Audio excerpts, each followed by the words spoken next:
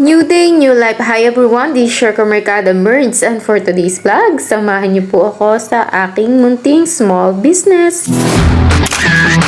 Eto nga ang ganap pagkatapos ng almusal namin at pagkatapos kong gumawa ng konting gawaing bahay. I-check ko nga yung mga orders sa TikTok Shop at sa Shopee. And syempre, after kong ma-check kung may orders at kung may order ay ipaprocess ko agad yan. Alam nyo ba dati, gustong gusto ko nga maging office girl at ngayon naman ito na-achieve ko na at my own business. Pero syempre, kung hindi dahil sa suporta ng asawa ko ay hindi ko nga makukuha tong business na to na dating gustong gusto ko lang. Nag-start nga kami sa pagbili namin ng printer sa Shopee na hulugan pa at Shopee Pay Later pa nga yung ginamit namin. At dito nga ang order nga sa amin ay label sticker for condiments nga itong mga to. Dito nga ay may konting stock ako ng mga sticker and chinecheck ko kung meron dito, kung may available. At kung wala kang available, napiprint naman ako ng panibago. At dito naman gumagawa nga ako ng layout dito sa Canva. At etong Canva na to, yung gamit ng mga may business na printing.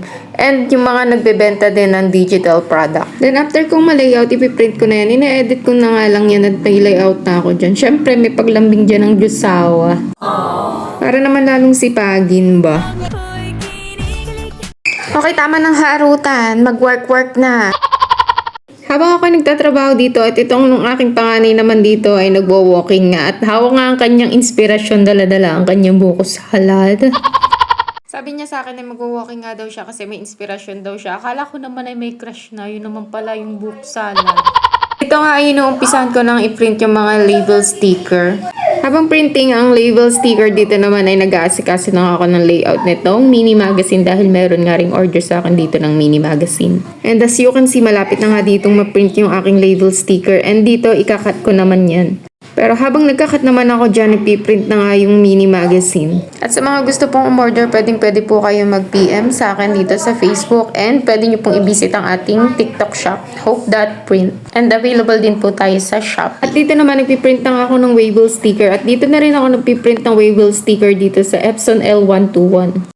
After ko ma-print yung Waybill sticker, dito nagpapak na nga ako ng mga order and dito chinecheck ko na kung ano yung mga order. Kaya pinagsasama-sama ko muna tapos sinasama ko na sa Waybill para na mamaya mabilis na siyang ipak. Ito nga yung pinaka-favorite part ko, yung pagpapak, paglalagay sa pouch at pag-Waybill. And wala namang problema sa pag-shipment dahil pinipick up na nga lang dito ng courier. At pagkatapos kong magawa yung magkakaparehas na order, dito naman ako sa mini magazine. At sa mga gusto pong umorder ng mini magazine, kung may sarili po kayong layout, much better po na send nyo po yung photo and layout dahil ini-edit po muna namin yung photo para much better po yung quality ng photo. At habang ako naman dito nagtatrabaho, itong asawa ko po upo at pa-cellphone lang. Sarap buhay, di ba? Charis! Pero yan ay nagtatrabaho nga yan dyan. Kahit cellphone yung hawak niya dahil nagbebenta nga siya ng mga accounts sa games. Yun yung nagsalba sa aming mga bills. At yun yung kanyang ginagawa habang naghihintay siya ng tawag dahil delivery rider din siya. O diba, sa makakahanap ng ganyan kasipag na asawa. At ito naman ang obligasyon ng aking bunsong anak. Syempre ang magkalat. Pagkatapos naman walking ng aking anak ay eto, office mate ko na siya. At dito na-print at nakat ko na rin tong mini magazine and dito ina-arrange ko na siya dahil staple ko na nga yan. And after kong ma-staple yan, eto na nga yung kinalabasan ng ating mini magazine. And bago ko nga tapusin yung mga order ay nagutom nga ako dito at nagmerienda muna ng a little bit. At pagdating naman sa pagpapak ay nilalagay ko muna siya sa plastic, then lalagyan ko nga ng karton para hindi po siya magusot pag ship na.